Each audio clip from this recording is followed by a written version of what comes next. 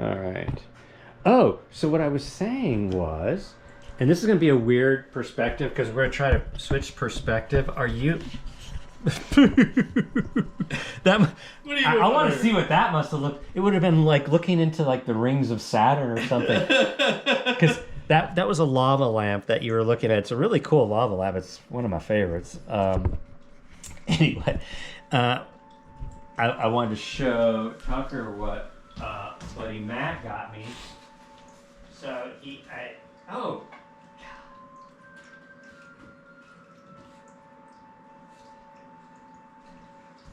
So, and I only figured it out because he was sitting over on the couch and he says, "So what's your address?" Yeah. And I'm like, because I was telling about how I always air fry myself out here on the deck because then I don't get that like diner greasy, burnt grease smell which is just like disgusting. Yeah.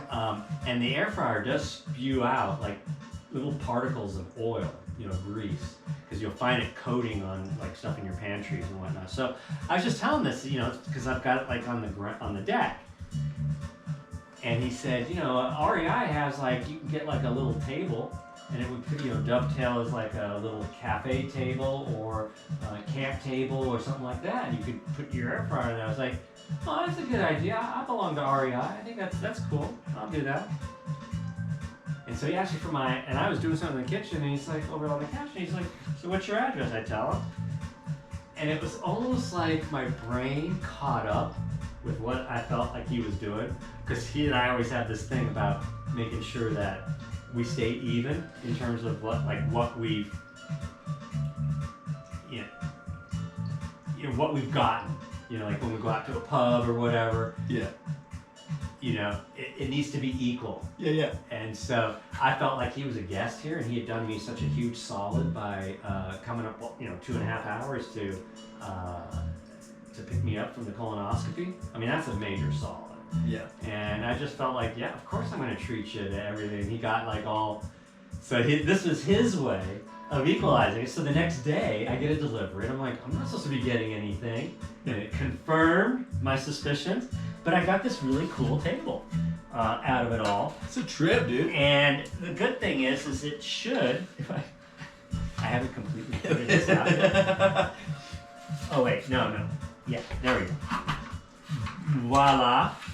And you can't beat REI, folks.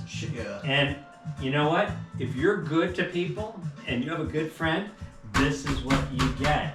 Yeah. So Tucker, I'm expecting maybe a new car. No. But yeah, so my point is, I'm going to be able to now, because I have this cool little lightweight table, that was part of the feedback, was that the camera, I think, was way over here, and they felt that we were too far away. Which, okay. Good point. Yeah. And I was like, you know what? There's a lot going on. They felt like the camera was too far away over there? No, where we had it before. Remember, it was we were over on the... Oh, yeah, when we were over on the... So, my goal is hopefully... Let me just see if this takes us in here. Jesus Christ. I cannot tell. It'd be nice if we had some light on the subject.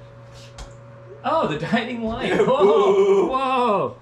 Who'd have thunk it? Oh, look at that generation. They're always on their freaking phones. What's her name? What's her name? Come on. What's her name? I know what name it isn't. Yeah. But I don't know what name it is. Well, give me 1 second here. Uh-huh.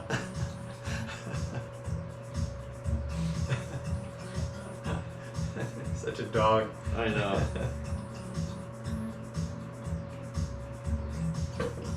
So, and the other thing was my son mentioned about copyright because the music was on in the background, for Spotify. Yep. And I said, oh, I didn't even notice it. I didn't even think about it. So this music from, this is a plug. This music is fantastic. This is Grandpa Does EDM. It's on Pandora, Spotify. Yeah. Mark is a buddy of mine and his wife. They are just fantastic folks. This guy composes, and he happened to get into EDM the same time I did, which was back in 21. Okay. And he has this kind of like cool fusion. It's just it's soothing, it's relaxing, It's kind of like modern day Thievery Corporation. yeah, and he has other music which I didn't even realize. I mean, and he's a retired teacher like myself, and so that's kind of cool. And he taught elementary, as did I, and he was only 2 doors down, on the other side of Matt. We all became good friends, and they've all come up to visit. And Was he a part of your walks? He was my walker. Yeah, That was the walker guy. He was the coffee walk. Yeah. Okay. And I told him that when he was up here. I said, man, the thing I miss the most, because I put on weight since I moved up here. Now it didn't help that it coincided with winter, and I've had a lot going on. I can always make up excuses. And by the way, I'm not a fan of excuses. If you ask my former students, they'll always say, no, he doesn't like excuses. You better not give an excuse, because he'll have the same response. I'll say, excuses are like butts. Everybody's got one and they all stink. Yeah. And all I had to do was say it once, and ever after, all I had to do was say it in September, and ever after, yeah, but, blah, blah, blah. I couldn't do blah, I can't, blah. I said, ooh, it sounds like you live in the land of excuses. No, but, no buts. No buts. Once you use the word but, and then they always go invariably, no, but, no, and they can't get out of that cycle, and they get so frustrated. It's a really interesting point, though. I think that's one of the. I think that doing improv theater really brought that to my attention intentionally. Which is something I don't know if you've shared yet, which I find to be incredibly cool. Yeah, but it's it's fascinating thing. I think that, but you were talking about positivity earlier when you were giving me a tour, and I think that using and instead of but is entirely possible in most interactions with yourself or somebody else. Don't you find the difference just being inclusive versus exclusive? Exactly, and it's because but you're giving that option of I could push you away, and it's constructive too. Right. And I think builds on whatever you're trying to do. I think but is it's a killer. Yeah. Yeah. It's a lethal injection in ways. You know what I mean? You know what? It's like the 3 subjunctives. And or but. And or but. And but was always the more negative one. Because or was the compromising one. Yep. Where you had a choice. Yep. Okay. And I used to always call it, with the kids, I'd always call it and butter. And butter. And it was a way for them to be able to, because they're like going, subjunctives, really, dude? You're going to, because nobody teaches any kind of grammar anymore. Anyway, I was allowed to teach grammar, and I was known as the grammarian. But anyway, that's the grammarian. Yeah, but I'll tell you, the middle school teachers loved me for it. The English teachers, they were like kissing my feet. I bet, dude. Thank you. Yeah. They'd always like, who is your teacher? Oh, Mr. So. Yeah, you were telling me before we recorded that, or that you had quite the reputation in your school district from all sides. A very supreme reputation, I had that. I'm a really lucky guy. I know most teachers would probably slam the parents and slam the administration and I can probably slam the administration, but again, I can't, if I'm in all fairness, and I definitely can't slam the students, because there are teachers who really did not like kids, and they're teaching freaking elementary school. It's like, why are you here? Can't you do something else? Like, is this your default? Is to ruin these kids' lives? Anyway, I had a 24-year career at the same school in the same district, and I couldn't have been luckier. Was it challenging? Yes. Were the expectations incredibly high? Yes. But I knew that for me, it had to be the right fit, and I had to be me. I had to do it my way. I know that sounds really pompous or whatever, or conceited. It's not really that. I just knew, you know, with my own issues of the OCD and the ADHD, I knew, first of all, here's the thing, is I knew I was going to have to compartmentalize. And this goes, and I know I've talked to you about this, how my teaching career kind of became me, became my persona. And I told you of how once I retired and I was no longer had that persona. I mean, for 24 years, all I knew myself as was Mr. So-and-so. Yep. And then all of a sudden, June 30th of 2021, you're no longer Mr. So-and-so. You're just Mark. Well, I hadn't been Mark for 24 years. I don't know how long it's been since I was actually Mark. You know, before that I was Dad. You know? Yeah. I have to go back a ways before I was, you know, and it's been a minute, you know, I'm not Yeah, it's been, hold on here. Yeah, and it's like, God, I don't, and I think that's what we all kind of struggle with when we get to our age. I mean, I know you don't, you know, which is kind of cool that we can kind of get two extreme viewpoints in terms of generation.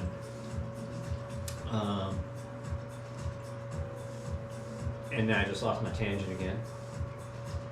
But yeah, identity and how it ties to being, you know, exceptional. And also language. Yeah. That's where we kind of started with was Ann Butter. And so anyway, I just had a fantastic experience. I could not. My administration allowed me to do my thing, even when they started to try to get everybody to kind of be, because there were so many disparities that the upper, like middle school and high school, were saying that what they were seeing. I took my job very seriously, not that others didn't, but I was not a 9 to 3. I was the first one in, 7 in the morning, and I was one of the last ones to leave. And I was the one that always had all the kids from years and years, all the prior years would come and visit.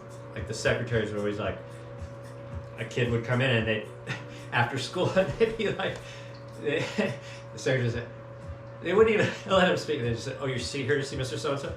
Upstairs."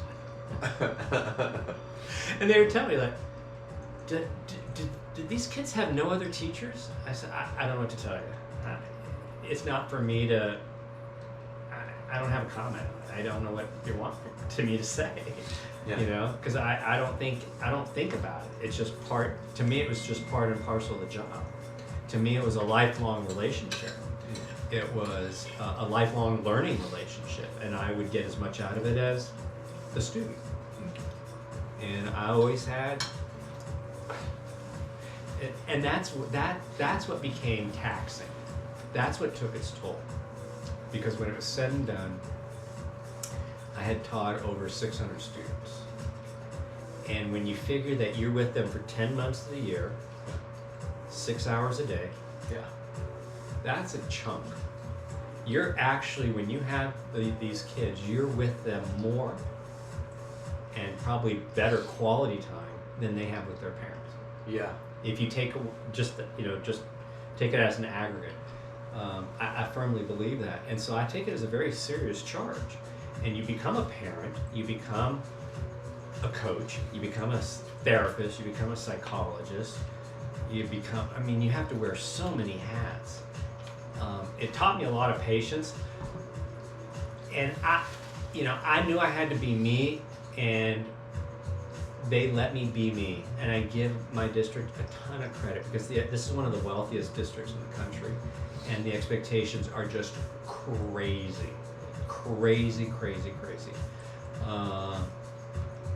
And I knew that if this was going to work, I had to stay true to myself. I'm going to be me. If it doesn't work, if it doesn't mesh with the community, I'll move on.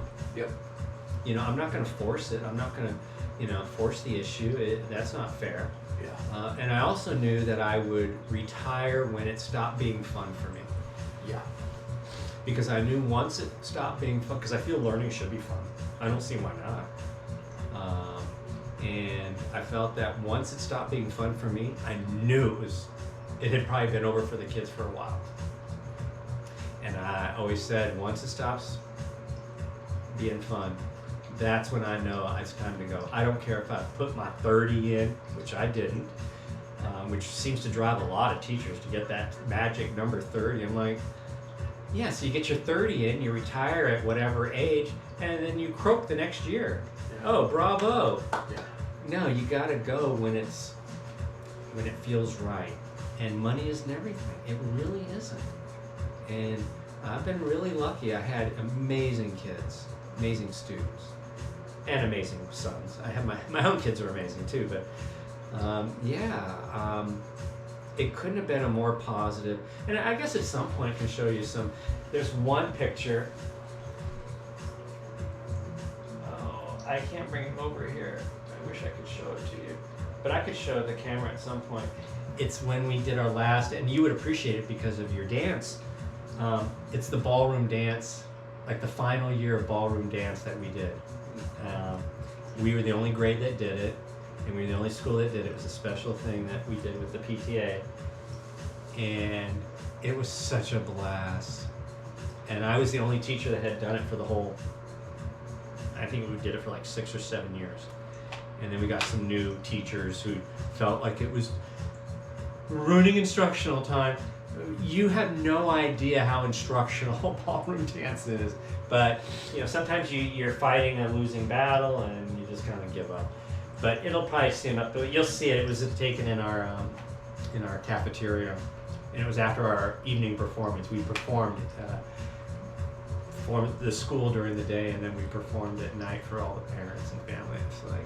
And the kids are all dressed up. When you look at the picture, you'll start beaming because you see these boys and girls, and their teachers in the center, and the boys are all in ties and dressed, and the girls are in dresses, and yeah, it's cool. It's cool. Sounds like a good memory. Yeah, there are a lot. I mean, but that's what happens is it becomes overwhelming because you wear so many hats.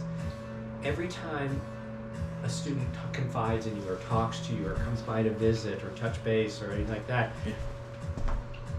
it's not really to talk about me or to find out kind of like what's up with me. It's really about what's going on with them because they know it's a lifelong relationship and they know that I've been out of the loop, and so they're here to catch me up. And it's not about me, And but every time it takes a little piece of you emotionally, and by the time it's over, you're drained.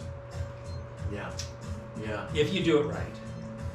Yeah. I mean, I could have skated by. You can easily skate by, and trust me. And I apologize if anybody's offended, but anybody that, if you're honest, I'd say a majority of teachers skate by, and that's one of the major problems with our education system. Mm-hmm. But so yeah, I couldn't,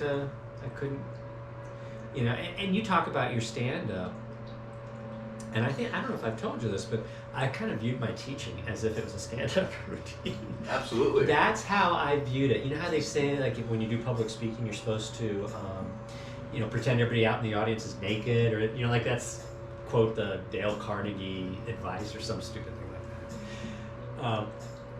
I'm not so sure about that because my reaction might be a little different than other folks. So I don't know if I subscribe to that.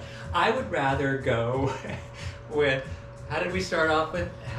Because I approach it like I'm doing a stand-up routine. Yeah. Almost like I'm doing a Seinfeld routine. Yeah. And I almost don't even see the audience. I don't even see anything. And I'm not, they always say look at the far back of the room or something like that. And I start hearing all these criteria, things I have to do. I start losing focus, so I keep it simple. And I kind of am just, I kind of look off and then I'll come back. But when I come back, I'm not looking into their eyes, because if I look into their eyes, I end up stopping and I will talk, and then I get fixed. I can't. I've got to keep kind of rotate, otherwise it's kind of freaky. It's like, dude, you're staring. What? Sorry, I have no attention. Yeah. I'm not trying to be creepy. Yeah. But it just takes its toll, and they always had the best of intentions, but it was 600 to 1. And I would say out of the 600 on a like a very continual basis. Now I taught 6 years of third, so I had kids. My first year are 34-year-olds now. Okay. And it was easy for me to remember because my oldest boy was in third grade, and I taught third grade my first year there, and so did that for 6 years, and then 18 years in fifth grade. And I didn't cut the third graders any slack. I taught no differently in fifth than I did those. But I'll tell you, the relationships that came out with the third graders, because I'm such a hold accountable type of person, and I mean that your whole life, not just in academics and school and stuff, but just, again, it goes back to that land of excuses. It is so easy to just default to an excuse, maybe that's kind of what the main theme of this one is. That was something else that part of the feedback is, you need to have more focus. Well, yeah, welcome to my world. And welcome to his world. We battle this focus issue every day. He's the one with a chainsaw, a gazillion feet up in the air. I know my limitations. That's why I'm staying on Earth. But I couldn't ask for a better experience, but I had to almost divorce myself from that previous life. Yeah. Because if I needed to find out who Mark was, and Mark needs to be out on his own, you got to figure it out. And at my age, I don't have a lot of time to just dilly-dally, and I certainly don't have the time or energy to just default to the land of excuses. I could sit in my easy chair over here, prop up the seat thing, the footrest, and I could watch TV for the rest of my life. Yeah. And I'd probably last about 6 weeks, and then they find my body. Yeah. What's the point of living?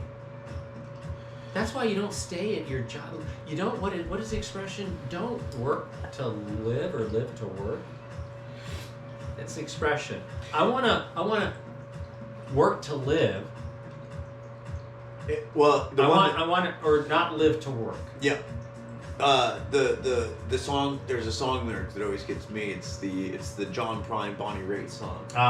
It's how can you go to work in the morning and come home at night and have nothing to say?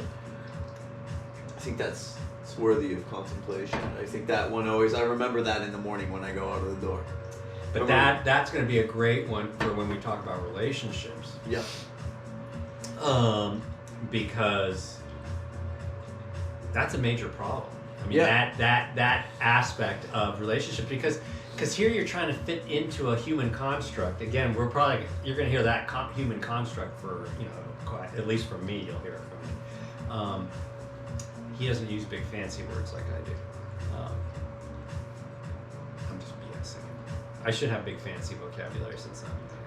Someone mentioned that to me the other day. I mentioned a word. Maybe it was like the little coffee person down at the coffee place downtown. And I don't know. I just was speaking normally. Yeah. And she said, maybe it's a cashier friend of mine. And she said, "That's a really good word." And I was like, "Oh shit! What did I say? Oops! Did I say shit?" But yeah, I was like, "What did I say?" I don't know, maybe it was like volume. I don't even know what the word, but it was like a big deal. So I'm not trying to come off all fancy thing, but I did have to teach vocabulary. So I figure I have to walk the walk if I'm going to talk the talk. Yeah, but yeah, it's to live a life worth living. Yeah, absolutely. Well, that's one area I'd like to have you share more about, because I don't think we've really explored the daredevil. We've got to do that next time. Yeah. Okay, and I'm not scheduled for surgery yet, so I don't have anything scheduled for next Wednesday. And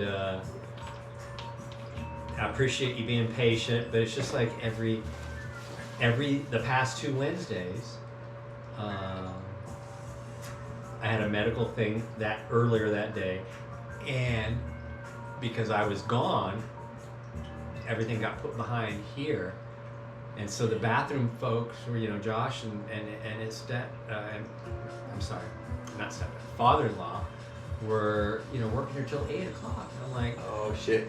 Yeah. I can't, I'm wiped out, because it's really not the procedures, it's the preparation for the procedures that kill you. The prep to do, like the barium thing, it's like, holy mother God. Prepare for a colonoscopy? I can only shit so much. Yeah. I don't know what